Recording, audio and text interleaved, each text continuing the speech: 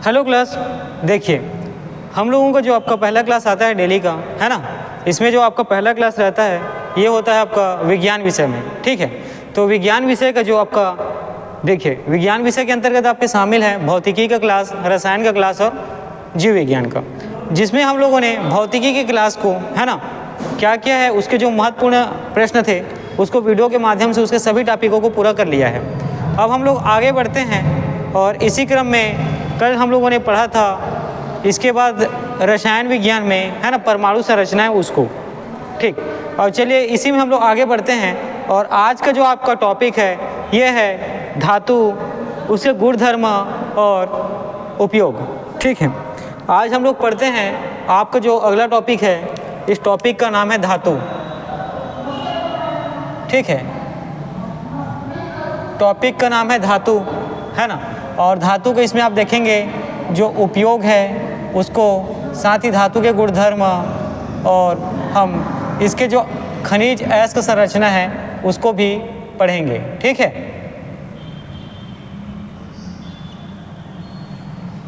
देखिए इतनी चीज़ें आपकी स्क्रीन में आपको ठीक से दिखाई दे होंगी, है ना, ठीक है। चलिए तो देखिए हम ये आज हमारा रसायन विज्ञान को लेकर तीसरा वीडियो है ना, जिसमें आज का आपको टॉपिक है धातु, साथ ही धातु के उपयोग, गुणधर्म और जो खनिज अयस्क है उसके बारे में आज के विषय में हम लोग देखेंगे, ठीक है। तो मैं आपको पहले ये बातें क्लियर करता हूँ, है ना, जिन लोग नए होंगे वीडियो में, कि हम लोग जो रसायन जो आज के जो आपका वीडियो है रसायन विज्ञान के, है ना, ये है आपका धातु, ठीक है। धातु वाले टॉपिक से है जिसमें हम लोग धातु के उपयोग, उसके गुणधर्म और साथ ही उससे मिश्रित, है ना, जो अयस्क हैं और जो खनिज बनते हैं उसके बारे में देखेंगे।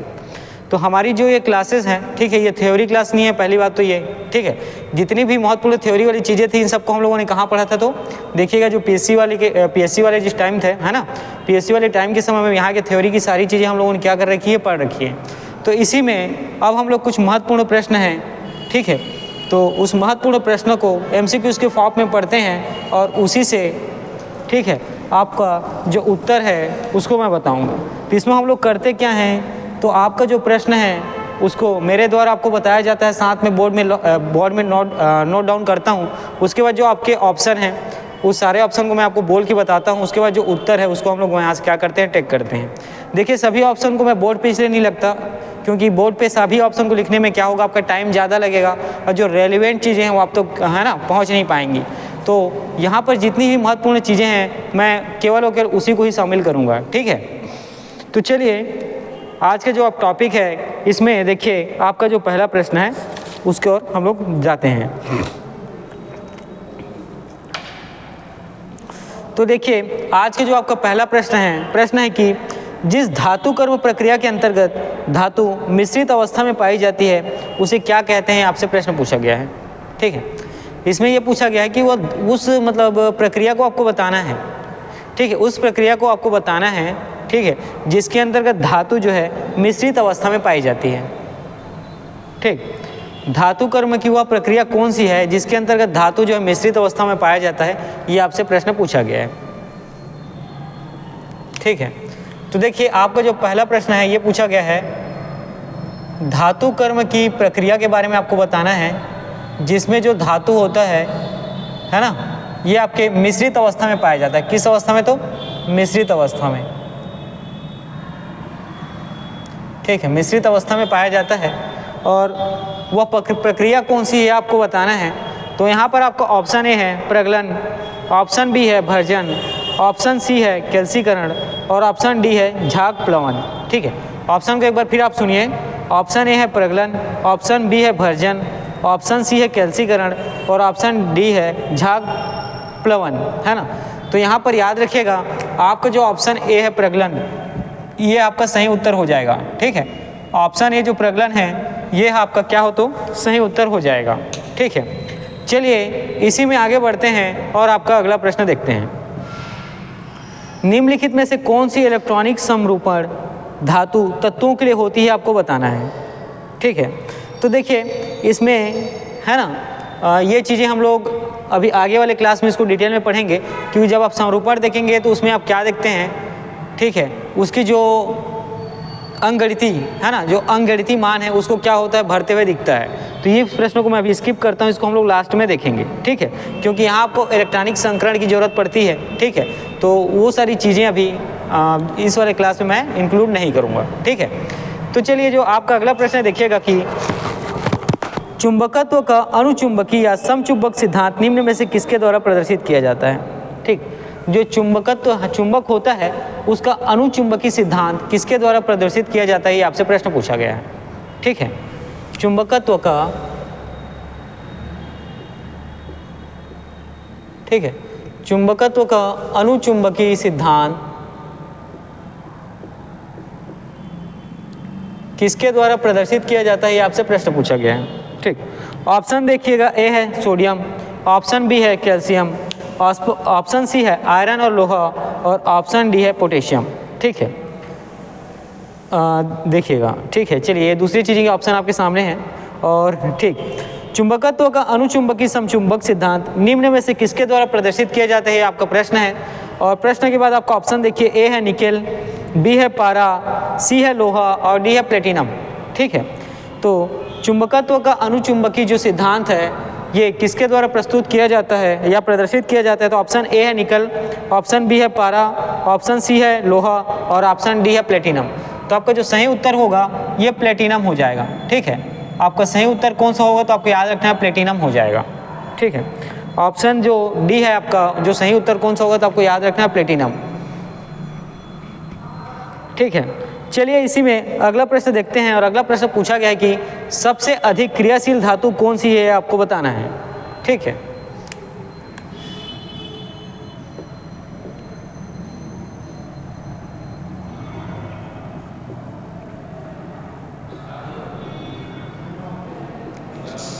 चलिए देखिए, आपका जो प्रश्न है इसमें पूछा गया है कि सबसे अधिक क्रियाशील धातु कौन सी है, ये आपको बताना है, ठीक है। और यहाँ जो आपका ऑप्शन है देखिएगा, ए सोडियम है ना, बी है कैल्शियम, सी देखने को मिलता है आपको आयरन और लोहा, और डी होता है पोटेशियम, ठीक है। तो देखिए जो सबसे अधिक क्रियाशील धातु कौन सी है ना, ये आपसे प्रश्न पूछा गया है। ऑप्शन में आपके पास है सोडियम, लोहा, ठीक है। इसी प्रकार एक अलग आयरन है ना, आयरन, लोहा, सोडियम, कैल्शियम, और देखने को क्या मिला है आपका पोटेशियम। तो आपका जो उत्तर होगा वो हो जाएगा पोटेशियम, है ना। और पोटेशियम को हम लोग के से क्या करते हैं, प्रदर्शित करते हैं, ठीक। तो पोटेशियम क्या हो जाएगा, आपका उत्तर हो जाएगा। साथ ही आपको याद रखना है कि लोहा और आयरन क्या होते हैं, एक ही तत्व होते हैं, ठीक है। चलिए आगे बढ़ते हैं और आपका अगला प्रश्न देखते हैं, ठीक है। तो देखिए आपका अगला प्रश्न में धातु युग्मों के बारे में आपको बताया जाएगा, और जिसमें ये पूछा गया कि सबसे हल्की तथा सबसे भारी धातु कौन सा है, ये आपको बताना है, ठीक। सबसे हल्की और सबसे भारी धातु कौन सी होती है, ये आपको बताना है।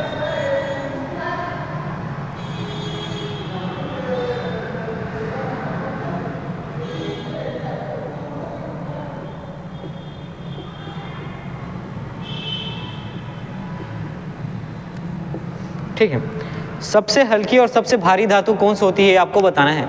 चलिए इसी में हम लोग आपको ऑप्शन देखते हैं और वहाँ से आपका उत्तर निकालने की कोशिश करेंगे।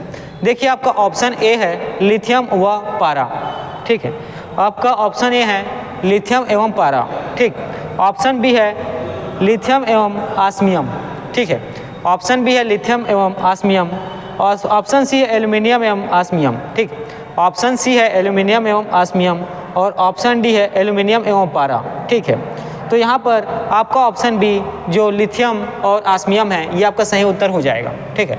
यहाँ जो आपका सही उत्तर होगा वो होगा लिथियम एवं आस्मियम, ठीक है। लिथियम एवं आस्मियम जो है याद रखेंगे, सबसे हल्की धातु कौन सी है तो याद रखना है लिथियम, और सबसे भारी धातु कौन सी होती है तो आपको याद रखना है आस्मियम के बारे में। चलिए ठीक है, आगे बढ़ते हैं और अगला प्रश्न देखते हैं। आपके अगले प्रश्न में जो सबसे कठोरतम धातु है उसके बारे में आपसे प्रश्न पूछा गया है, ठीक है। सबसे कठोरतम धातु कौन सा है ये आपसे प्रश्न पूछा गया है ना। देखिएगा सबसे कठोरतम धातु कौन सा है ये आपसे प्रश्न पूछा गया है। ऑप्शन ए है सोना, ऑप्शन बी है लोहा, ऑप्शन सी है प्लेटिनम, और ऑप्शन डी जो है टंगिस्टन, ठीक है। तो आपका ऑप्शन डी जो टंगस्टन है वो आपका सही उत्तर हो जाएगा। ठीक है, तो कठोरतम धातु कौन सा थे आपको याद रखना है, टंगस्टन जो है सबसे कठोरतम धातु होता है। ठीक है, टंगस्टन जो है याद रखेंगे आप, सबसे कठोरतम धातु होता है। ठीक है, चलिए इसी में आगे बढ़ते हैं और आपके आने वाले प्रश्नों को देखते हैं। ठीक, देखिए यहाँ पर हम लोगों ने सबसे कठोरतम धातु के बारे में देखा और वो कौन सा था, तो था टंगस्टन। ठीक है, अब हम सबसे कठोर तत्व के बारे में देखेंगे। ठीक है, अब हम लोग सबसे कठोर तत्व के बारे में देखेंगे। ठीक, सबसे कठोर तत्व कौन सा होता है ये आपको बताना है। तो सबसे कठोर तत्व में देखेंगे आपका ऑप्शन ए है हीरा, ऑप्शन बी है सीसा, ऑप्शन सी है टंगस्टन और ऑप्शन डी होता है लोहा। तो देखिए सबसे जो कठोर तत्व कौन सा होता है ये आपको बताना है। तो आपका जो आंसर ए है हीरा वो आपका सही उत्तर हो जाएगा। ठीक, ऑप्शन ए में जो हीरा है ये सही उत्तर हो जाएगा। ठीक, चलिए आगे बढ़ते हैं और आपका अगला प्रश्न देखते हैं।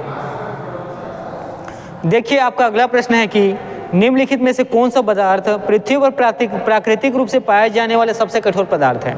ठीक है, आपके प्रश्न में यह पूछा गया है कि पृथ्वी में ऐसा कौन सा प्राकृतिक पदार्थ है जो सबसे कठोर पदार्थ है, ये आपको बताना है। ठीक है, प्राकृतिक रूप से पाए जाने वाला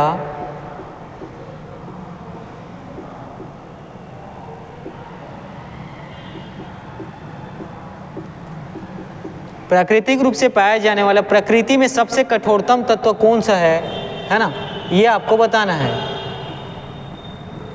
चलिए आपके ऑप्शन की तरफ देखते हैं और यहाँ जो आपका ऑप्शन है ए ग्रेफाइट, ऑप्शन बी है उर्जाइट बोरान नाइट्रेट, ऑप्शन सी है लोहा और ऑप्शन डी है हीरा। तो देखिए प्रकृति में प्राकृतिक रूप से जो पाए जाने वाले आपके सबसे जो कठोरतम तत्व है या पदार्थ है ये कौन सा है, तो आपको याद रखना है हीरा, है ना। ये कौन सा है, तो हीरा। चलिए आगे बढ़ते हैं और आपका अगला क्वेश्चन को हम लोग देखते हैं। देखिए आपका अगला क्वेश्चन है निम्नलिखित में से कौन सा पदार्थ बहुत कठोर और बहुत तन्य है। ठीक है, आपका जो प्रश्न पूछा गया है कि कौन सा ऐसा पदार्थ है जो क्या है, बहुत कठोर है और साथ ही तन्य है। तन्य मतलब क्या है, उसमें खिंचाव है ना, तन्यता का गुण है। किसका, तो खिंचाव का, तन्य होने का गुण है ना, संपीड़ित होने का क्या है उसके अंदर गुण है। तो आप यहाँ पे जो प्रश्न में आपसे पूछा गया था कि कौन सा पदार्थ है जो पहला कंडीशन है बहुत कठोर हो, ठीक है, साथ ही उसमें तन्यता का गुण हो, साथ ही उसमें क्या हो, तो तन्यता का गुण हो। तो चलिए आपका ऑप्शन देखते हैं। ऑप्शन ए है आपका कार्बोरंडम, ऑप्शन ए है कि तो क्या है, तो कार्बोरंडम। ऑप्शन बी कौन है, तो टंगस्टन। ठीक है, ऑप्शन सी है कास्ट आयरन और ऑप्शन डी होता है नाइक्रोम। तो याद रखेंगे नाइक्रोम ही सबसे कठोरतम और साथ ही इसमें संपीड़ित होने का, तन्य होने का गुण होता है। तो आपका आंसर कौन सा हो जाएगा, तो नाइक्रोम। ठीक है, आपका उत्तर कौन सा होगा, तो आपको याद रखना है नाइक्रोम। ठीक है, चलिए आगे बढ़ते हैं और देखते हैं आपका अगला प्रश्न। अगला प्रश्न पूछा गया कि सबसे भारी प्राकृतिक तत्व कौन सा होता है ना। सबसे भारी प्राकृतिक तत्व कौन सा होता है ये आपको बताना है।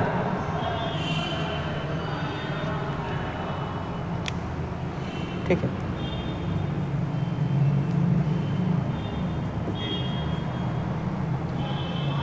सबसे भारी प्राकृतिक तत्व कौन सा होता है ये आपसे प्रश्न पूछा गया है और आपके ऑप्शन की तरफ देखते हैं। तो देखिए पहला है ए यूरेनियम, बी मरकरी पारा, सी सोना और डी कैल्शियम। तो देखिए यहाँ पर आपका ऑप्शन ए जो यूरेनियम है ये आपका सही उत्तर हो जाएगा। ठीक है, ऑप्शन ए जो यूरेनियम है ये आपका सही उत्तर हो जाएगा। ठीक है, इसके बाद आपके ऑप्शन पे गौर करेंगे तो यहाँ पे आपके ऑप्शन में आपको देखने को मिलता है मरकरी या पारा। देखिए मरकरी या पारा बहुत भारी धातु नहीं है, क्योंकि पारे का इस्तेमाल आप लोग देखते हैं किस में होता है, जो थर्मामापी है उसमें पारे का इस्तेमाल देखते हैं, है ना, जिसको आसानी से क्या किया जा सकता है, एक्सेस किया जा सकता है। उसके बाद जो आपका अगला ऑप्शन है सोना, सोना भी क्या है, तो सबसे भारी धातु में नहीं आता है ना। उसी प्रकार जो आपका अगला ऑप्शन है कैल्शियम, तो कैल्शियम है ना, ये क्या होता है, हमारे हड्डी को मजबूत करने का काम करता है। ठीक है, तो यहाँ पर आपका केवल एक ही ऑप्शन है जो इसका उत्तर होगा, वो कौन सा है, तो याद रखेंगे यूरेनियम। चलिए आगे बढ़ते हैं और आपका अगला उत्तर देखते हैं। ठीक है, देखिएगा, अब पहले तो प्रश्न देख लें कि निम्नलिखित में से कौन सबसे भारी धातु है। ठीक है, यहाँ पर देखिए चीज़ें है ना अलग से हो रही हैं। ठीक है, जैसे सबसे कठोर तत्व कौन है, तो अलग चीज़ें हैं। सबसे कठोर धातु कौन है, तो वो भी अलग है। सबसे भारी धातु कौन है, तो वो भी अलग चीज़ आएंगी। सबसे भारी प्राकृतिक तत्व कौन सा है, तो वो भी उसके बारे में मैंने यहाँ पे अभी बताया है। और उसी प्रकार बहुत कठोर और साथ ही उसके साथ तन्यता का गुण हो, ऐसा कौन पदार्थ है, तो ये सारी चीज़ें। तो इसमें आपको कंफ्यूज नहीं होना है, अच्छे से इसको क्या करेंगे, आप बार बार पढ़ेंगे, साथ ही है ना इसका रिवीजन जितनी बार करेंगे उतनी ही आपको जो कंफ्यूजन है वो क्लियर होते जाएगा। तो देखिए यहाँ पे जो अगला प्रश्न है, सबसे भारी धातु के बारे में पूछा गया है। ठीक है, सबसे भारी धातु के बारे में आपसे प्रश्न पूछा गया है। ठीक है, तो सबसे भारी धातु है कौन सा, देखिए ऑप्शन ए में है आपके पास सोना, ऑप्शन बी में है आपके पास चांदी, ऑप्शन सी है आपका पारा और ऑप्शन डी है प्लेटिनम। ठीक है, ऑप्शन डी है प्लेटिनम। तो सबसे जो भारी धातु है वो कौन सा होगा, तो आपको याद रखना है प्लेटिनम। ठीक है, कौन सा होगा, तो प्लेटिनम जो है सबसे भारी धातु होता है। ठीक है, प्लेटिनम का इस्तेमाल आप जो है ना स्टील में देखते हैं, वायुयानों में देखते हैं। ठीक है, जो हवाई जहाज है उसमें भी इसका क्या किया जाता है, प्रयोग किया जाता है। ठीक है, चलिए आगे बढ़ते हैं और आपका अगला प्रश्न देखते हैं। हाल ही में खोजी गई विश्व की सबसे महंगी धातु कौन सी है, आपको बताना है। ठीक है, हाल ही में खोजी गई, और देखिए ये तीनों ही चीज़ें जितनी भी ऑप्शन में दिए हुए हैं सभी क्या है, महंगी धातु के अंतर्गत आते हैं। ठीक है, चलिए आगे बढ़ेंगे और देखते हैं कि मोती की रासायनिक संरचना क्या होती है, आपको बताना है। ठीक है, जो मोती या पर्ल होता है, ठीक है, जो मोती जिसको आप इंग्लिश में पर्ल कहते हैं, इसकी संरचना कैसी होती है आपको बताना है। ठीक है, तो मोती की जो रासायनिक संरचना है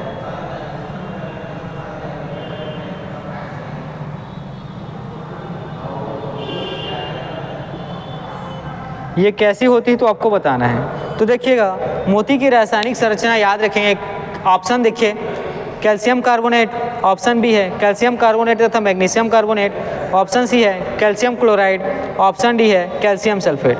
तो मोती की रासायनिक संरचना कैसी होती है, तो आपको याद रखना है कैल्शियम कार्बोनेट की जैसे। ठीक है, कैसी, तो कैल्शियम कार्बोनेट के जैसे, है ना, CaCO3। ठीक है, कैल्शियम कार्बोनेट की संरचना के जैसे। ठीक है, चलिए आगे बढ़ते हैं और आपका अगला प्रश्न देखते हैं कि मोती के मुख्य अवयव कौन कौन से आपको बताने हैं। ठीक है, जो मोती है उसका अवयव आपको क्या करना है, तो बताना है।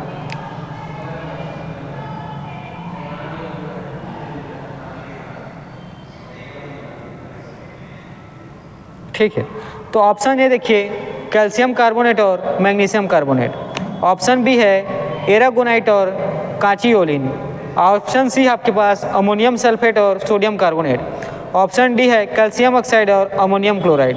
तो देखिएगा मोती के अवयव में आपको याद रखना है, ऑप्शन बी आपका सही हो जाएगा, एरागोनाइट और कांचियोलिन। ठीक है, क्या होगा आपका उत्तर, तो एरागोनाइट और कांचियोलिन जो है आपका सही उत्तर हो जाएगा। ठीक है, तो मोती के जो अवयव या घटक कौन से होते हैं, तो सबसे पहले आपको याद रखना है यहाँ आपका एरागोनाइट,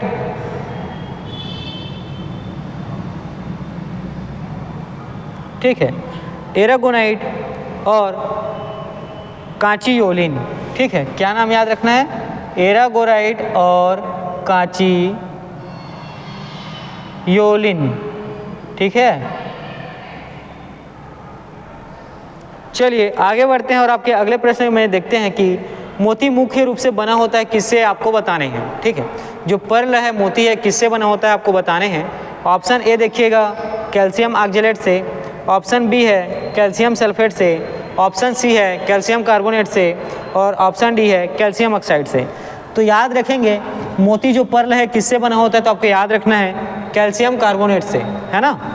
मोती जो है बना किससे रहता है, तो आपको याद रखना है मोती बना किससे रहता है या निर्माण किससे होता है, तो कैल्शियम कार्बोनेट से, है ना। उसकी चमक किसके कारण होती है, तो आपको याद रखना है कैल्शियम कार्बोनेट के कारण, ठीक है।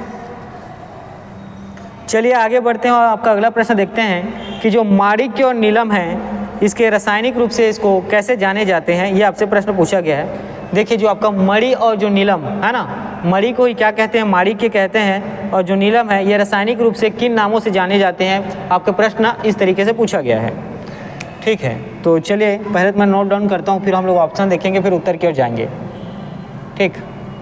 माणिक्य और नीलम, ठीक है। माणिक्य और नीलम का आपको जो रासायनिक रूप है उसको बताना है, ठीक है। माणिक्य और नीलम रासायनिक रूप से किन नामों से जानते हैं आपको बताना है, मतलब माणिक्य और नीलम का आपको रासायनिक नाम बताना है कि कौन सा नाम इसका रासायनिक नाम है। ऑप्शन ए देखिए सिलिकॉन डाइऑक्साइड, ऑप्शन बी देखिए aluminium oxide, option C lead tetraoxide और ऑप्शन डी बोरान नाइट्राइड। तो ऑप्शन बी है एल्यूमिनियम ऑक्साइड, ठीक है। ऑप्शन बी क्या है, तो एल्यूमिनियम ऑक्साइड आपका उत्तर हो जाएगा, ठीक है। एल्यूमिनियम ऑक्साइड जो है आपका उत्तर हो जाएगा, ठीक है। चलिए आगे बढ़ते हैं और अगला प्रश्न देखेंगे कि नीलम रूबी का रासायनिक सूत्र आपसे पूछा गया है, ठीक है। तो देखिए नीलम को क्या कहते हैं, तो रूबी कहते हैं, याद रखना है ना, नीलम और रूबी दोनों एक ही चीज़ है।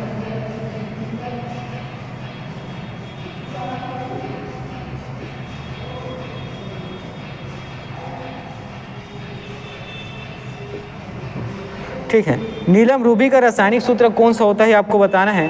तो देखिए ये होता है Al2O3। नीलम या रूबी का रासायनिक सूत्र Al2O3, ये क्या है, तो रासायनिक सूत्र है किसका, तो याद रखना है नीलम या रूबी का।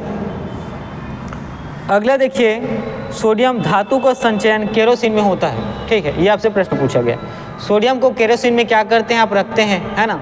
ये तो इसका मतलब क्या है कि सोडियम जो है ना, धातु का संचयन किस में होता है, तो केरोसिन में। ऑप्शन ए जो है आपका सही हो जाएगा। उसी प्रकार दूसरा आप देखते हैं कि धातु सोडियम वायु प्रभाव होने पर जल जाती है, ठीक है। तो जो सोडियम धातु है उसको वो जो है वायु के संपर्क में जल जाती है, उसको केरोसिन के तेल में क्यों रखते हैं, ताकि वो मत जले, है ना। आप सोडियम को बाहर रखेंगे तो क्या होगा, वो आग पकड़ ले जाएगी। आग पकड़ेगी क्यों, ऑक्सीजन की उपस्थिति में, ठीक है। तो दोनों ही चीज़ें यहाँ पे क्या है, सही है, ठीक है। चलिए आगे बढ़ते हैं और आपका अगला प्रश्न देखते हैं कि निम्नलिखित किस तत्व को मिट्टी के तेल में सुरक्षित रखा जाता है, ठीक। मिट्टी का तेल जिसको आप केरोसिन का तेल भी कहते हैं, है ना, मिट्टी के तेल में कौन से धातु को रखा जाता है, तो याद रखेंगे यहाँ आपका जो उत्तर हो जाएगा ये होगा सोडियम, ठीक। मिट्टी के तेल में कौन से तत्वों को रखते हैं, तो सोडियम को। चलिए आगे बढ़ते हैं और अगला प्रश्न देखेंगे कि आजकल सड़क की रोशनी में पीले लैंप बहुत अधिक मात्रा में या बहुतायत में प्रयुक्त हो रहे हैं। इन लैंपों में निम्न में से किसका उपयोग किया जाता है, ठीक है। आपसे पूछा गया है आजकल जो सड़क है ना, सड़कों में जो लाइट इस्तेमाल किया जाता है तो पीले रंग की लाइट का ज़्यादा इस्तेमाल करते हैं, इसका कारण क्या है।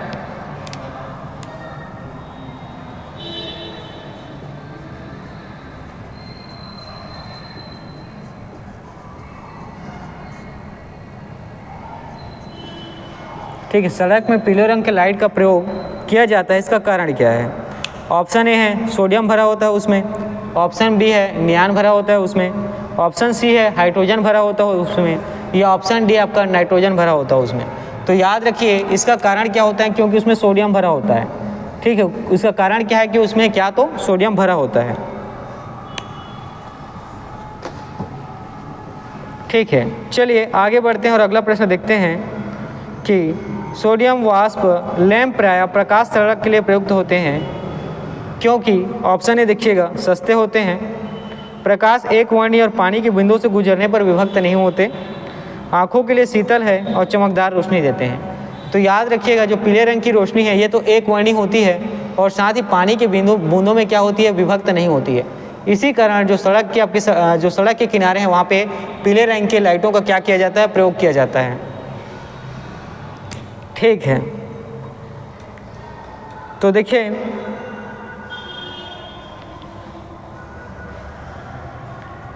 सोडियम सोडियम का प्रयोग आप लोग, है ना, सड़क किनारे जो पीले रंग की लाइट है इसमें किया जाता है। और क्यों किया जाता है तो कारण याद रखना है।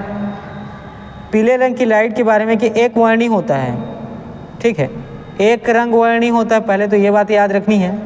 दूसरा याद रखना है कि वर्षा की बूंदों को क्या करती है, विभक्त नहीं करती है, ठीक है, वर्षा की बूंदों को विभक्त नहीं करती है, जिसके कारण क्या है, प्रकाश क्या होता है, ज़्यादा बिखरता नहीं है ना, और चमकीला नहीं होता, ठीक है। तो वर्षा की बूंदों को क्या करती है, विभक्त नहीं करती है, जिसके कारण चीज़ें आपको क्या होती है, प्रॉपर रूप से सही तरीके से दिख पाती हैं, ठीक। चलिए जो अगला प्रश्न इस ओर देखते हैं। अगला प्रश्न देखिएगा, निम्नलिखित धातुओं में से कौन स्वतंत्र अवस्था में पाया जाता है, ये आपको बताना है। कौन सी धातु जो है स्वतंत्र अवस्था में पाया जाता है ये आपको बताना है। और देखिएगा ऑप्शन है ए एल्युमिनियम, ऑप्शन बी है सोना, ऑप्शन सी है क्रोमियम और ऑप्शन डी है जस्ता। तो यहाँ आपका उत्तर हो जाएगा सोना। सोना जो धातु है ना, ये स्वतंत्र अवस्था में पाया जाता है। ये चीज़ें आपको याद रखनी है। चलिए ठीक है, आगे बढ़ते हैं और आपका अगला प्रश्न हम लोग देखते हैं।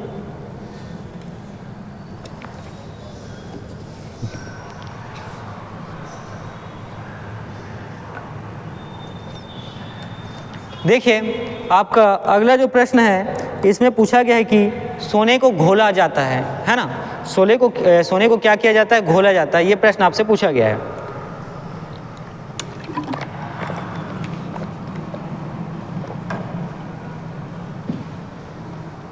ठीक, तो देखिएगा यहाँ पर अभी जो ऑप्शन है इसमें ऑप्शन ए है सल्फ्यूरिक एसिड से, ठीक है, ऑप्शन बी है नाइट्रिक एसिड से, ऑप्शन सी है सल्फ्यूरिक और नाइट्रिक एसिड दोनों से, ठीक है, ऑप्शन डी है हाइड्रोक्लोरिक एसिड से, ठीक। और इसके बाद ऑल ऑफ दिस। तो यहाँ पर आपकी जितने भी ऑप्शन हैं सब क्या हो जाएंगे, सही हो जाएंगे, ठीक है। चलिए देखिए आपका अगला प्रश्न है कि शुद्ध सोना कितने कैरेट का होता है, ये आपको बताना है, ठीक है। पहले चीज़ तो याद रखना है कि सोने का मापन किससे किया जाता है, तो याद रखेंगे आप कैरेट से। एक कैरेट कितना होता है तो 0.2 ग्राम, ठीक है। एक कैरेट कितना होता है तो 0.2 ग्राम, ठीक है।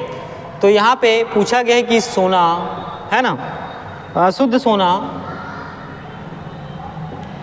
कितने कैरेट का होता है, ये आपसे पूछा गया है प्रश्न, ठीक है। तो शुद्ध सोने का कैरेट आपको बताना है कितना होता है। ऑप्शन ए है 22, ऑप्शन बी है 24, ऑप्शन सी है 28 और ऑप्शन बी है 20।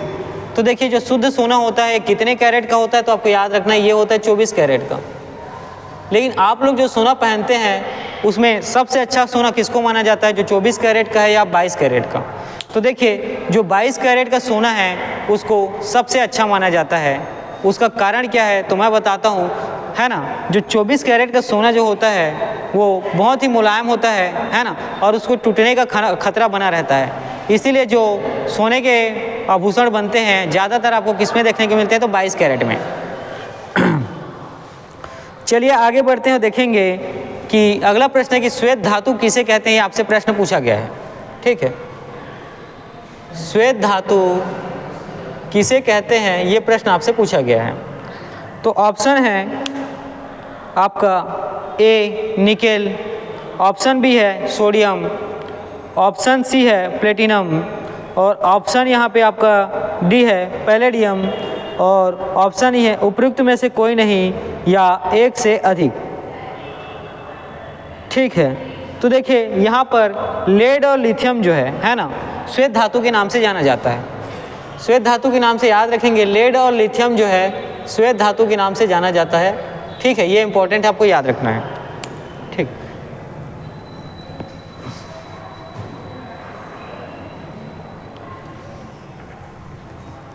आप लोगों ने, है ना, श्वेत धातु के बारे में देखा यहाँ पे कि श्वेत धातु के नाम से कौन जाना जाता है, तो याद रखेंगे लेड और लिथियम जो है श्वेत धातु के नाम से जाना जाता है,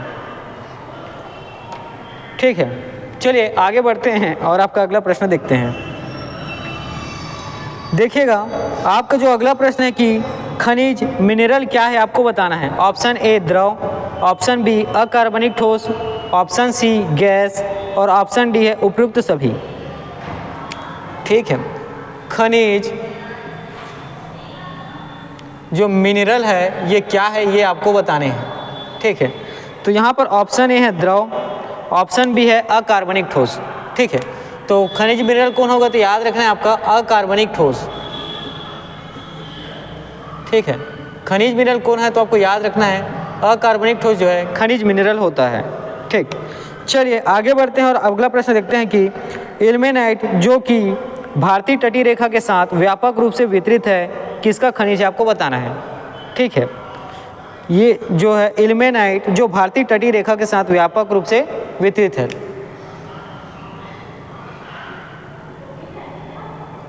ठीक, क्या है तो इल्मेनाइट। ठीक है, भारतीय तटीय रेखा के साथ, किसके साथ तो भारतीय तटीय रेखा के साथ। ठीक, इल्मेनाइट भारतीय तटीय रेखा के साथ व्यापक रूप से वितरित है और ये किसका खनिज है ये आपसे पूछा गया है। ए टंगस्टन, बी टाइटेनियम, सी गैलियम और डी टिन। तो इल्मेनाइट किसका अयस्क है ये आपको याद रखना है। तो इल्मेनाइट जो है टाइटेनियम का अयस्क होता है। ठीक, इल्मेनाइट के बारे में आपको सिर्फ इतनी चीज़ें याद रखनी है कि टाइटेनियम का ये क्या होता है अयस्क होता है। ठीक है, चलिए आगे बढ़ते हैं और आपका अगला प्रश्न देखेंगे। अति मुलायम खनिज टाल्क सोप स्टोन मुख्यतः क्या है ये आपको बताना है। ठीक है, तो साल का, ठीक है, देखिए टाल्क सोप स्टोन। ठीक है, टाल्क सोप स्टोन। ठीक, टाल्क सोप स्टोन। ठीक है, ये क्या है आपसे प्रश्न पूछा गया है। ऑप्शन ए में देखिएगा मैग्नीज सिलिकेट, ऑप्शन बी आपके पास है सोडियम सिलिकेट, ऑप्शन सी है सोडियम फास्फेट और ऑप्शन डी है मैग्नीशियम सिलिकेट। तो आपका जो उत्तर होगा ये होगा मैग्नीशियम सिलिकेट। ठीक है, ये आपका कौन सा उत्तर होगा तो याद रखेंगे मैग्नीशियम सिलिकेट। ठीक है, तो जो टाल्क या सोप स्टोन है ये है क्या तो आपको याद रखना है मैग्नीशियम सिलिकेट। ठीक है, चलिए आगे बढ़ते हैं और आपका अगला प्रश्न देखते हैं। देखिए आपका अगला प्रश्न है कि अनबुझा चूना किसे कहा जाता है ये आपको बताने हैं। ठीक है, ऑप्शन ए है कैल्शियम ऑक्साइड, ऑप्शन बी है कैल्शियम कार्बोनेट, ऑप्शन सी है कैल्शियम हाइड्रोक्साइड और ऑप्शन डी है कैल्शियम क्लोराइड। तो अनबुझा चूना किसको कहा जाता है ये आपसे पूछा गया है। अनबुझा है ना,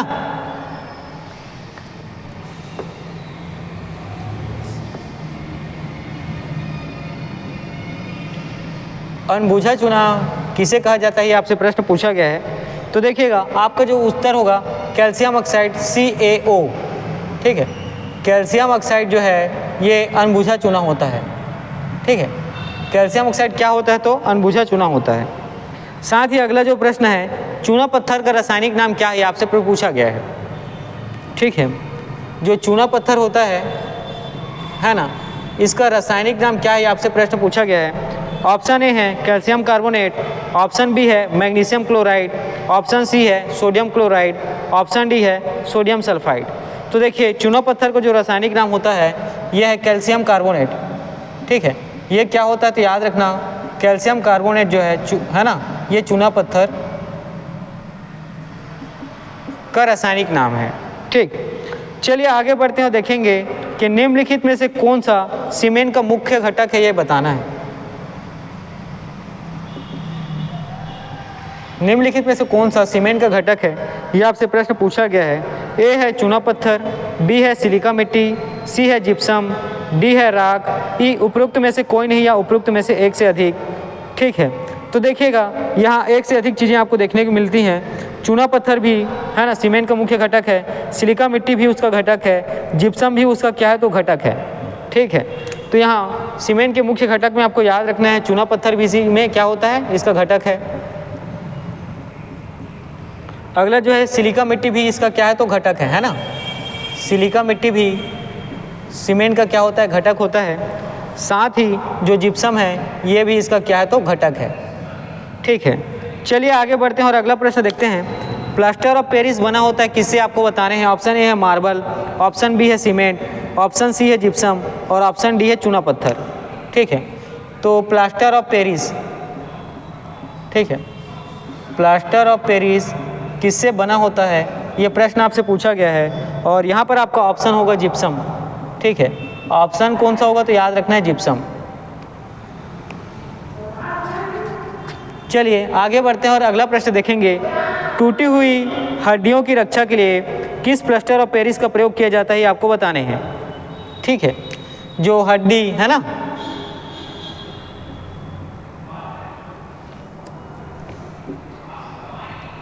देखिए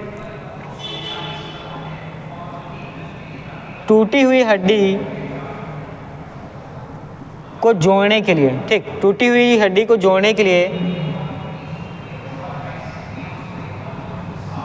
किस प्लास्टर ऑफ पेरिस का प्रयोग करते हैं, तो याद रखेंगे जिप्सम का। किसका, तो जिप्सम का। ठीक है, आगे बढ़ते हैं और आपका अगला प्रश्न देखते हैं।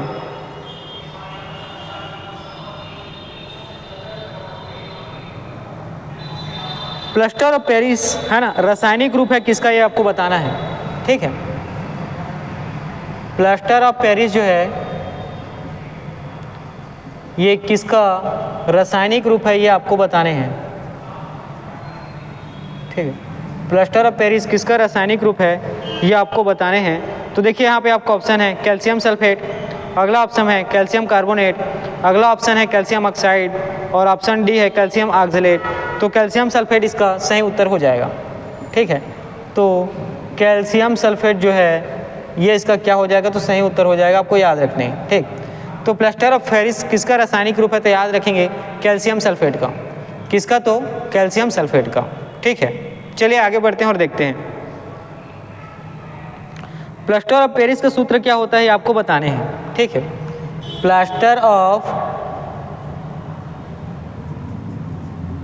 पेरिस का रासायनिक सूत्र क्या होता है, ये आपको बताना है। ठीक है, तो देखिए प्लास्टर ऑफ पेरिस का जो रासायनिक सूत्र है, option A CaSO4 calcium sulphate, B CaSO4 है ना और हाफ H2O, सी है CaSO4 और H2O और डी है CaSO4 और 2H2O। तो देखिए प्लास्टर ऑफ पेरिस का जो रासायनिक सूत्र होगा ये होगा CaSO4 और हाफ H2O। ये क्या होता है, आपका प्लास्टर ऑफ पेरिस का रासायनिक सूत्र होता है।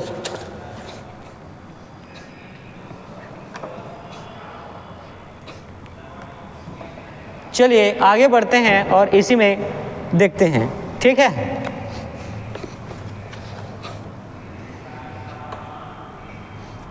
देखिए जो आपका अगला प्रश्न है कि डॉक्टर, कलाकार एवं मूर्तिकार कैल्शियम सल्फेट का उपयोग करते हैं जिसका लोकप्रिय नाम क्या है, ये आपको बताना है। ठीक है, डॉक्टर, कलाकार और मूर्तिकार कैल्शियम सल्फेट का प्रयोग करते हैं और कैल्शियम सल्फेट को किस नाम से जाना जाता है, ये आपको बताना है।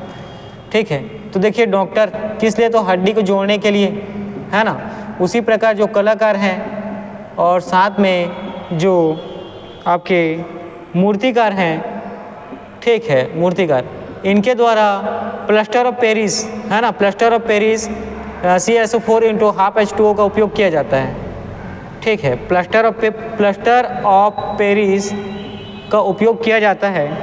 ठीक है, ये क्या है, तो प्लास्टर ऑफ पेरिस है ना, प्लास्टर ऑफ पेरिस का क्या किया जाता है, प्रयोग किया जाता है। तो इसमें पूछा गया है कि लोग कौन सा लोकप्रिय नाम इसका है, तो ऑप्शन ए है कल्ली का चूना जिसको अनबुझा चूना कहते हैं, ऑप्शन बी है चूना पत्थर, ऑप्शन सी है ब्लीचिंग पाउडर, ऑप्शन डी है प्लास्टर ऑफ पेरिस। तो आपका उत्तर हो जाएगा प्लास्टर ऑफ पेरिस। ठीक है, आपको उत्तर कौन सा होगा, तो याद रखना है प्लास्टर ऑफ पेरिस। ठीक है, चलिए आगे बढ़ते हैं और आपका अगला प्रश्न देखते हैं कि निम्नलिखित में से किस पदार्थ में कैल्शियम विद्यमान है, आपको बताने हैं। ए है चीनी मिट्टी, बी है कोरंडम, सी है जिप्सम और डी होता है टेल्क। ठीक है, तो कैल्शियम किस में विद्यमान होता है, ये आपको बताने हैं, ये आपसे प्रश्न पूछा गया है। ठीक, कैल्शियम किस में विद्यमान है, ये आपसे प्रश्न पूछा गया है। तो ऑप्शन ए देखिए चीनी मिट्टी, ऑप्शन बी है कोरंडम, ऑप्शन सी है जिप्सम और ऑप्शन डी है टेल्क। तो ऑप्शन सी कौन सा होता है, जिप्सम, ये आपका सही उत्तर हो जाएगा। ठीक है, तो यहाँ पर हम लोगों ने देखा जो कैल्शियम कौन सा विद्यमान है, तो याद रखेंगे जिप्सम। ठीक है, चलिए आगे बढ़ते हैं और देखते हैं मोनोजाइट किसका ये अयस्क है, ये आपसे पूछा गया प्रश्न। ठीक है, मोनोजाइट या मोनाजाइट ये किसका अयस्क होता है, ये आपको बताने हैं। तो ऑप्शन ए है जर्कोनियम, ऑप्शन बी है थोरियम, ऑप्शन सी है टाइटेनियम, ऑप्शन डी है लो। तो यहाँ पर आपका उत्तर हो जाएगा थोरियम। ठीक है, कौन सा? तो थोरियम।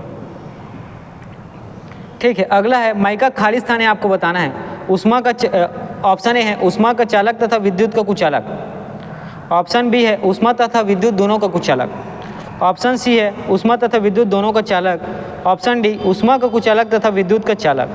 तो माइका जो होता है ना, ठीक है, ये क्या है तो याद रखना है। पहली बात तो माइका उष्मा का चालक है।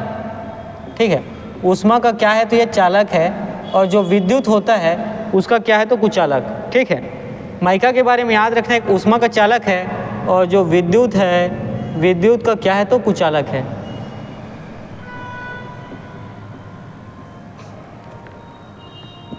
चलिए आगे बढ़ते हैं और आपका अगला प्रश्न देखते हैं। निम्न में से किस उद्योग में अभ्रक कच्चे माल के रूप में प्रयुक्त होता है, आपको बताने हैं। ठीक है, अभ्रक जो है ना, कच्चे माल के रूप में क्या होते हैं तो प्रयुक्त होते हैं।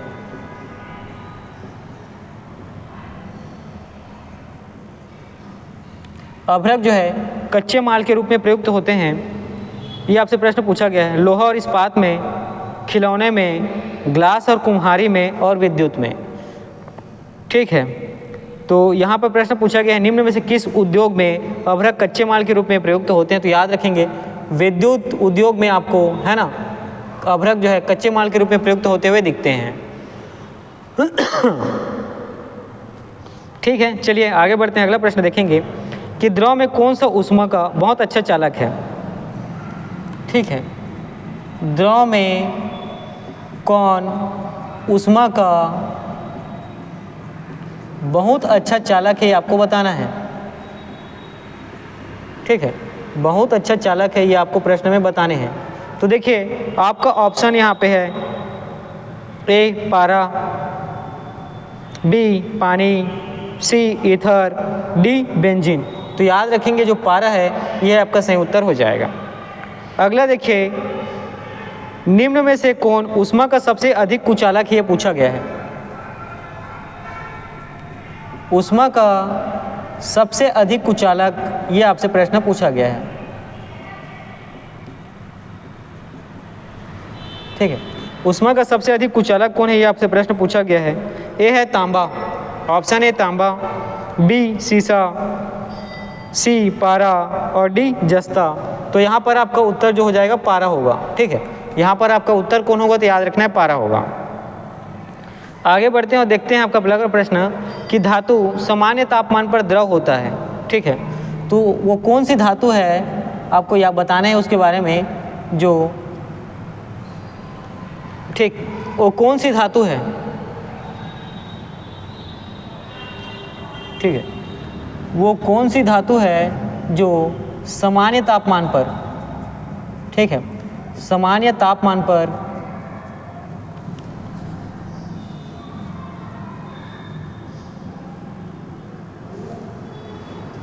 द्रव होता है ना। ये प्रश्न आपसे पूछा गया है। तो याद रखेंगे यहाँ पे आपका जो ऑप्शन सी है ना पारा, ये सही उत्तर होगा।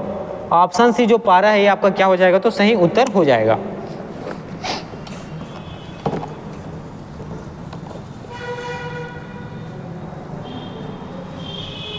चलिए आगे बढ़ते हैं और आने वाले प्रश्नों को देखते हैं।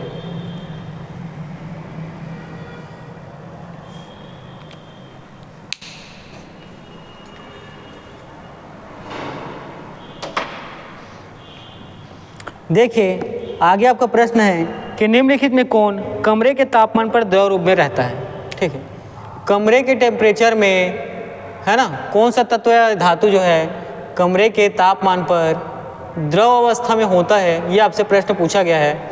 और ऑप्शन देखिएगा आपके पास जो ऑप्शन है लिथियम, सोडियम, फ्रेंसियम या सीरियम। तो यहाँ पे आपका ऑप्शन सी फ्रेंसियम जो है आपका उत्तर हो जाएगा। ठीक है, फ्रेंसियम जो है कमरे के तापमान पर याद रखेंगे द्रव अवस्था में होता है। चलिए आगे बढ़ते हैं और आपका अगला प्रश्न देखते हैं। पारे का साधारणतया तापमापी यंत्रों में उपयोग किया जाता है, और उपयोग किया जाता है तो इसका कारण क्यों उसका उपयोग किया जाता है। ठीक है, पारे का तापमापी में उपयोग इसके किस गुणता या विशिष्टता के कारण किया जाता है। ऑप्शन ए देखिए उच्च घनत्व, ऑप्शन बी उच्च द्रव्यता, ऑप्शन सी उच्च संचालन शक्ति, और ऑप्शन डी है उच्च विशिष्ट ऊष्मा। तो सी जो है उच्च संचालन शक्ति, ये आपका सही उत्तर हो जाएगा। ठीक, उच्च संचालन शक्ति जो है ये आपका सही उत्तर हो जाएगा। ठीक है, चलिए आगे बढ़ते हैं और आपका अगला प्रश्न देखते हैं।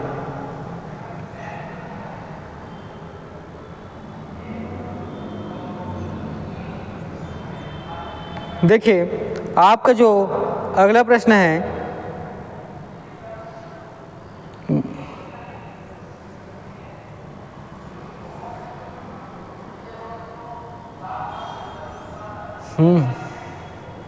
देखिए निम्नलिखित में से कौन जल के साथ बिल्कुल अभिक्रिया नहीं करता है। ठीक है, आपका प्रश्न देखिए, जल के साथ अभिक्रिया नहीं करता है, ये आपसे पूछा गया है। ठीक है, जल के साथ क्या तो अभिक्रिया नहीं करते, ये प्रश्न पूछा गया है। ए है आयरन, बी है लेड, सी है मैग्नीशियम, डी है एल्युमिनियम और ई है उपरोक्त में से कोई नहीं। तो जल के साथ अभिक्रिया नहीं करता है तो कौन, तो याद रखना है लेड। लेड जो है जल के साथ अभिक्रिया नहीं करता है। उसके बाद आगे देखिए, तब कोई प्रतिक्रिया नहीं होती जब भाप गुजरती है किसके ऊपर से। ठीक है, तब कोई प्रतिक्रिया नहीं होती है जब भाप गुजरती है। ठीक है, तब कोई प्रतिक्रिया नहीं होती है जब जो है भाप गुजरती है। ठीक है, तो याद रखेंगे यहाँ पर जो आपका उत्तर होगा ए एल्युमिनियम के पहले तो हम लोग ऑप्शन देख रहे हैं, दूसरा है तांबे के, है ना। एक है एल्युमिनियम के, दूसरा है तांबे के, तीसरा है कार्बन के और डी है लोहे के। तो याद रखिएगा आपका जो उत्तर होगा ये हो जाएगा तांबे के। ठीक, आपका उत्तर बी हो जाएगा और ये हो जाएगा तांबे के। ठीक है, चलिए आगे बढ़ते हैं और आपका अगले प्रश्नों की तरफ हम लोग बढ़ते हैं।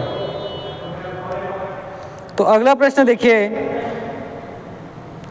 लोहा जिसमें प्राप्त किया जाता है वो कौन सा अयस्क है, ये आपसे पूछा गया है। ठीक है, लोहा जिसमें प्राप्त किया जाता है वो कौन सा अयस्क है, ये आपसे प्रश्न पूछा गया है। तो यहाँ पे आपका ऑप्शन देखिएगा, ऑप्शन ए है चूने का पत्थर, ऑप्शन बी है पिच ब्लेंड, ऑप्शन सी है मोनोजाइट रेत और ऑप्शन डी है हेमेटाइट। तो यहाँ पर आपका जो उत्तर होगा ये हो जाएगा हेमेटाइट। ठीक है, यहाँ पर आपका जो उत्तर होगा ये हो जाएगा हेमेटाइट। चलिए आगे बढ़ते हैं और आपका अगला प्रश्न देखते हैं कि निम्नलिखित लौह अयस्कों में बैलाडीला में कौन सा खनन होता है, ये आपको बताना है। ठीक है, बैलाडीला लौह खान का। ठीक है, बैलाडीला याद रखेंगे जो लौह अयस्क का खनन का यहाँ क्या होता है, कार्य होता है। और कौन से लौह अयस्क का, तो ऑप्शन ए है हेमेटाइट। ठीक, ऑप्शन ए है हेमेटाइट, ऑप्शन बी है सीडेराइट, ऑप्शन सी है लिमोनाइट, ऑप्शन डी है मैग्नेटाइट और ऑप्शन ई है उपयुक्त में से कोई नहीं या उपयुक्त में से एक से अधिक। तो याद रखिएगा यहाँ पर ऑप्शन ए आपका हेमेटाइट सही हो जाएगा। ठीक है, आपका सही उत्तर कौन सा होगा, तो जो हेमेटाइट है वो आपका सही उत्तर हो जाएगा।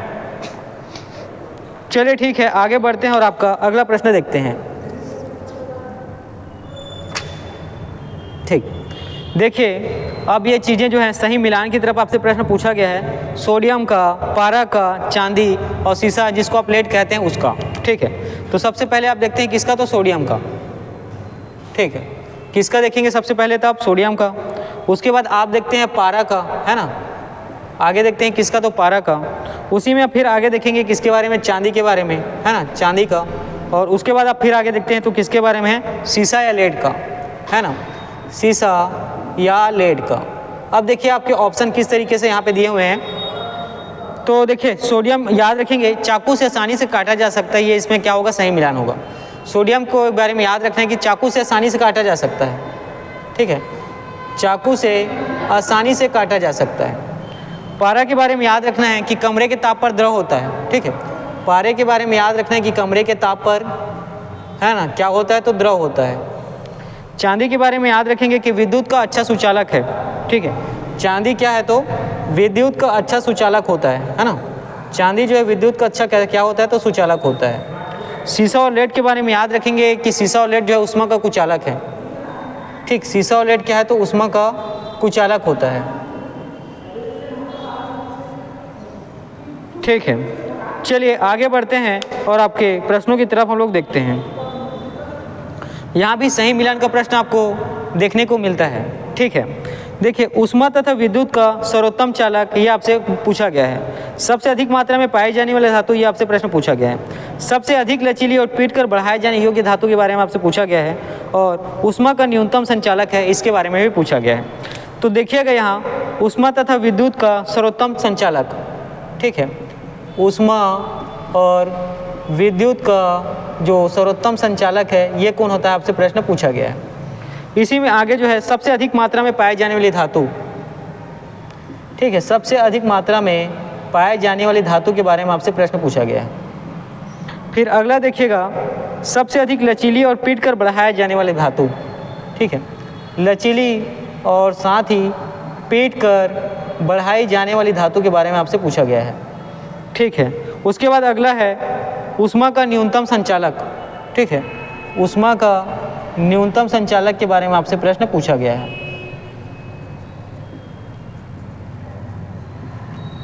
ठीक है। तो देखिएगा यहाँ पर आपका ऊष्मा तथा विद्युत का सर्वोत्तम संचालक में आपका उत्तर हो जाएगा चांदी, ठीक है। आपका उत्तर कौन सा हो जाएगा, यह होगा चांदी। उसी प्रकार जो अगला प्रश्न है कि सबसे अधिक मात्रा में पाई जाने वाली धातु कौन सा है, तो याद रखना एल्यूमिनियम। कौन सी है, तो एल्यूमिनियम। उसी प्रकार लचीली और, है ना, उसी प्रकार लचीली और पीट कर बढ़ाए जाने योग्य वाली धातु कौन सा है, तो ये होता है आपका स्वर्ण। कौन सा होता है, सोना होता है ना, स्वर्ण। और ऊष्मा का न्यूनतम संचालक किस में होता है, तो आपको याद रखना है सीसा में, ठीक है। किस में, तो सीसा में। चलिए इतनी चीज़ें क्लियर हो गई। अब हम लोग आगे बढ़ते हैं आपके आने वाले प्रश्नों की ओर।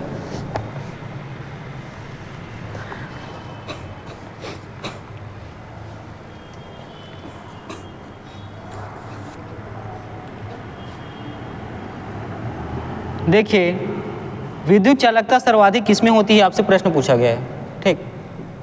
विद्युत चालकता सर्वाधिक किसमें होती है, आपसे प्रश्न पूछा गया है। तो यहाँ पर जो ऑप्शन है हीरा, ऑप्शन बी है चांदी, ऑप्शन सी है ग्रेफाइट और ऑप्शन डी है लकड़ी। तो विद्युत चालकता सर्वाधिक किसमें होती है, तो ऑप्शन बी जो चांदी है आपका सही उत्तर हो जाएगा, ठीक है। अगला देखिए, एल्यूमिनियम बनाने के लिए कौन से मुख्य खनिज का प्रयोग किया जाता है, आपसे पूछा गया है, ठीक। एल्यूमिनियम बनाने के लिए कौन से खनिज का प्रयोग किया जाता है, आपसे प्रश्न पूछा गया है। तो देखिए, ऑप्शन ए है हेमाटाइट, ऑप्शन बी है लिग्नाइट, ऑप्शन सी है बक्साइट और ऑप्शन डी है मैग्नेटाइट।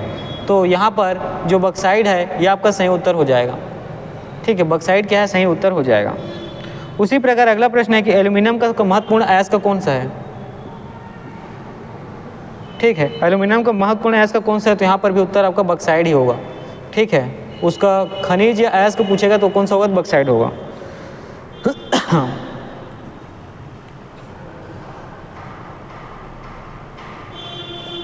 देखिए, अगला जो प्रश्न है ये किन चीज़ों से कौन से पदार्थ मिलते हैं, इसके बारे में पूछा गया है। तो देखिए, आपका ऑप्शन है पिच ब्लेंड, ठीक है। क्या, तो पिच ब्लेंड ये किससे मिलता है, ये आपसे प्रश्न पूछा गया है। अगला जो होता है ग्रेफाइट, ये किससे मिलता है, ये प्रश्न भी आपसे पूछा गया है। अगला देखिएगा जो बक्साइट है ये किससे मिलता है, ये भी प्रश्न आपसे पूछा गया है। और इसके बाद अगला जो है अर्जेंटाइट, ठीक है। अगला जो है अर्जेंटाइट, ये भी किससे मिलता है, इन सारे प्रश्नों को आपको पूछा गया है। तो पिच ब्लेंड से याद रखेंगे यूरेनियम प्राप्त होता है, ठीक है। पिच ब्लेंड से क्या, तो यूरेनियम प्राप्त होता है। ग्रेफाइट से आप याद रखेंगे कार्बन प्राप्त होता है, ठीक है। ग्रेफाइट से क्या, तो कार्बन प्राप्त होता है। बक्साइट से याद रखेंगे एल्यूमिनियम प्राप्त होता है ना। बक्साइट से क्या होता है, एल्यूमिनियम प्राप्त होता है। और अर्जेंटाइट से आपको याद रखना है चांदी प्राप्त होती है, ठीक है। अर्जेंटाइट से क्या प्राप्त होती है, तो याद रखना है चांदी प्राप्त होती है। चलिए, ठीक है। ये जितने भी महत्वपूर्ण प्रश्न थे आज के क्लास के, है ना, ये जो है इतने आप क्या करेंगे, अच्छे से पढ़ेंगे, बार बार रिवीजन करते रहें ताकि जो कंफ्यूजन वाली चीज़ें हैं वो एग्ज़ाम टाइम में, है ना, पेपर में बैठे हो और टिक लगाने समय 2 3 1 2 इस तरीके की जो परिस्थिति निर्मित होती है वो ना हो। ठीक है, चलिए इसका एक बार क्विक रिवीजन करते हैं और देखते हैं कि चीज़ें किस तरीके से हम लोग इसको, है ना, किए थे। देखिए, धातु कर्म की प्रक्रिया में याद रखना है, धातु का जो मिश्रित अवस्था होता है उस प्रक्रिया को क्या कहते हैं, तो प्रगलन। उसी प्रकार चुंबकत्व जो अणुचुंबकीय सिद्धांत को बताता है वो क्या है, तो प्लेटिनम। ठीक है, आगे देखेंगे सबसे अधिक क्रियाशील धातु कौन सी होती है, तो याद रखना है पोटेशियम। सबसे हल्की और सबसे भारी धातु कौन सी होती है, तो याद रखेंगे लिथियम और ऑस्मियम। उसी प्रकार सबसे कठोरतम धातु कौन सा है, तो याद रखना है टंगस्टन। सबसे कठोर तत्व कौन सा होता है, तो वो होता है हीरा। प्राकृतिक रूप में पाए जाने वाला कठोरतम तत्व कौन सा है, तो हीरा है। पदार्थ बहुत कठोर है, उसमें साथ ही तन्यता का गुण है, तो कौन सा पदार्थ है, तो याद रखना नाइक्रोम। सबसे भारी प्राकृतिक तत्व कौन सा होता है, तो इसका उत्तर हो जाएगा यूरेनियम। सबसे भारी धातु कौन सी है, तो ये होता है प्लेटिनम। मोती की रासायनिक संरचना कैसी होती है, कैल्शियम कार्बोनेट के समान। मोती के अवयव में कौन सा होता है, तो एरागोनाइट और कांचीयोलिन, ये आपको याद रखना है। मोती बना किससे, तो याद रखना है कैल्शियम कार्बोनेट से। साथ ही माणिक्य और नीलम याद रखेंगे, इसका जो है एल्यूमिनियम ऑक्साइड से संबंध होता है। उसी प्रकार नीलम या रूबी का रासायनिक क्या होता है, ये एल्यूमिनियम ऑक्साइड, ये इसका एस का होता है। मिट्टी का तेल याद रखेंगे, इसमें किसको रखते हैं, सोडियम को। और सड़क पे जो पीले रंगों की लाइट का प्रयोग किया जाता है उसमें क्या भरा जाता है, तो सोडियम। और सोडियम जो है पीले रंग की लाइट क्यों करते हैं, क्योंकि ये एक वर्णी होता है, साथ ही वर्षा के बिंदु को विभक्त नहीं करता। धातु स्वतंत्र अवस्था में कौन सी धातु पाई जाती है, तो याद रखना है सोना। ठीक है, इसी में आगे बढ़ते हैं और देखेंगे कि शुद्ध सोना कितने कैरेट का होता है, तो याद रखना है 24 कैरेट का। श्वेत धातु कौन है, तो याद रखना है लेड और लिथियम। खनिज मिनरल के अंतर्गत क्या होते हैं, तो अकार्बनिक ठोस आते हैं। इल्मेनाइट और भारतीय तटीय रेखा में जो पाया जाता है वो कौन है, टाइटेनियम है। टाल्क जो सोप स्टोन है कौन सा, मैग्नीशियम सिलिकेट होता है। अनबुझा चूना कौन सा है, तो याद रखना है कैल्शियम ऑक्साइड। उसी प्रकार चूना पत्थर कौन सा है, तो याद रखना है कैल्शियम कार्बोनेट। साथ ही सीमेंट या घटक तो है तो चूना पत्थर, सिलिका मिट्टी या जिप्सम। ठीक है, प्लास्टर ऑफ पेरिस क्या होता है, तो याद रखना है जिप्सम। टूटी हुई हड्डी जोड़ने के लिए किसका प्रयोग करते हैं, तो जिप्सम का। प्लास्टर ऑफ पेरिस का रासायनिक रूप है कैल्शियम सल्फेट। ठीक, प्लास्टर ऑफ पेरिस रासायनिक रूप किसका, कैल्शियम सल्फेट का। साथ ही प्लास्टर ऑफ पेरिस के बारे में याद रखना है CaSO4 × ½ H2O। उसी प्रकार डॉक्टर, कलाकार या मूर्तिकार, ठीक है, किस प्लास्टर ऑफ पेरिस का इस्तेमाल करते हैं, तो याद रखेंगे यहाँ होता है जिप्सम। ठीक है, कैल्शियम विद्यमान होता है जिप्सम। मोनोजाइट अयस्क है थोरियम का। माइका जो है उष्मा का चालक और साथ ही विद्युत का कुचालक होता है। अभ्रक कच्चे माल के लिए प्रयुक्त करता है किसका, तो विद्युत का। ठीक है, देखिए विद्युत विभाग में आपको अभ्रक कच्चे माल के रूप में प्रयुक्त होते हुए दिखता है। द्रव में कौन सा उष्मा और विद्युत का अच्छा चालक है, तो याद रखना है पारा। ठीक है, और उष्मा का सबसे अधिक कुचालक कौन सा है, तो याद रखेंगे पारा। साथ ही धातु सामान्य ताप पर द्रव होता है, कौन सा धातु, तो पारा। उसी पर अगर कमरे के तापमान पर द्रव कौन सा होता है, तो याद रखेंगे फ्रेंसियम। पारे तापमापी में इस्तेमाल किया जाता है, कारण क्या है, उच्च संचालन शक्ति। जल अभिक्रिया नहीं करती किसके साथ, तो लेड के साथ। प्रतिक्रिया नहीं है बल्कि भाप, है ना, ये किसका है, तो तांबे का। और उसी प्रकार, है ना, यहाँ पे लोहा जो है प्राप्त अयस्क है किससे, हेमेटाइट से। बैलाडीला लोह खनन से क्या, कौन से अयस्क का खनन होता है, हेमेटाइट। सोडियम को चाकू से काटा जा सकता है। पारा कमरे के ताप पर द्रव होता है। चांदी विद्युत का सुचालक होता है। सीसा लेड जो है उष्मा का कुचालक है। उष्मा और विद्युत का संचालन जो है चांदी में होता है, याद रखेंगे। मात्रा भी अधिक है तो कौन सी धातु होगी, एल्युमिनियम होगा। लचीली और साँट कर पीट कर बढ़ाई जा सकती है, ऐसा कौन सा धातु है, स्वर्ण है। उष्मा का न्यूनतम संचालन सीसा में होता है। विद्युत चालकता अधिक होती है चांदी की। एल्यूमिनियम में खनिज किसका है, तो बक्साइट का। एल्यूमिनियम अयस्क का किसका है, तो याद रखेंगे बक्साइट का। पिच ब्लेंड से आपको यूरेनियम मिलता है। ग्रेफाइट से आपको कार्बन की प्राप्ति होती है। बक्साइट से एल्यूमिनियम मिलता है और आर्जेंटाइट से चांदी प्राप्त होती है। ठीक है, इतनी सारी चीज़ें, है ना, इतने सारे प्रश्न आज के क्लास में क्या किए गए, हमारे द्वारा कराए गए। इन सभी प्रश्नों को आप पढ़ें, हो सके तो नोट्स बनाएं या वीडियो में स्क्रीनशॉट के माध्यम से। ठीक है, क्योंकि एक बार आप वीडियो को देखेंगे तभी चीज़ें आपको समझ में आएंगी, क्योंकि प्रश्न जो है बड़े होते हैं, उसको मैंने यहाँ पे शॉर्ट फॉर्म में, है ना, आपको क्या किया है, सॉल्व कराया है।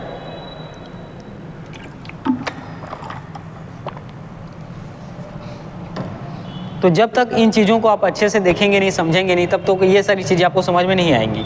ठीक है, तो पहले तो इन सब चीज़ों को आप बार बार क्या करेंगे, पढ़ें, है ना, साथ ही लिखें और जितने मैक्सिमम से मैक्सिमम टाइम हो सके पढ़ने के बाद इसका रिवीजन करते रहें, तभी आपको इसका जो फ्रूटफुल रिजल्ट है वो मिलेगा। और इसी में हम लोग आज तो हम लोग धातु उपयोग, गुणधर्म और खनिज अयस्क के बारे में पढ़े हैं। इसके बाद इसके पहले क्लास जो है परमाणु संरचना से संबंधित था, उस क्लास को भी आप देखें और अच्छे से पढ़ें। और साथ ही आने वाली जो रसायन की कक्षाएं हैं, ये मेरे ख्याल से 10 से 15 क्लास में आपकी पूरी तरीके से रसायन जो है कंप्लीट हो जाएगी। ठीक है, उसके बाद हम लोग आएंगे जीव विज्ञान में। ठीक, उसके बाद हम लोग इसके बाद जैसे ही रसायन विज्ञान आपका ख़त्म हुआ, हम लोग जीव विज्ञान की ओर आगे बढ़ेंगे। चलिए ठीक है, आज के क्लास में आपका यहीं तक रखता हूँ। इन सब चीज़ों को आप क्या करेंगे, अच्छे से पढ़ेंगे।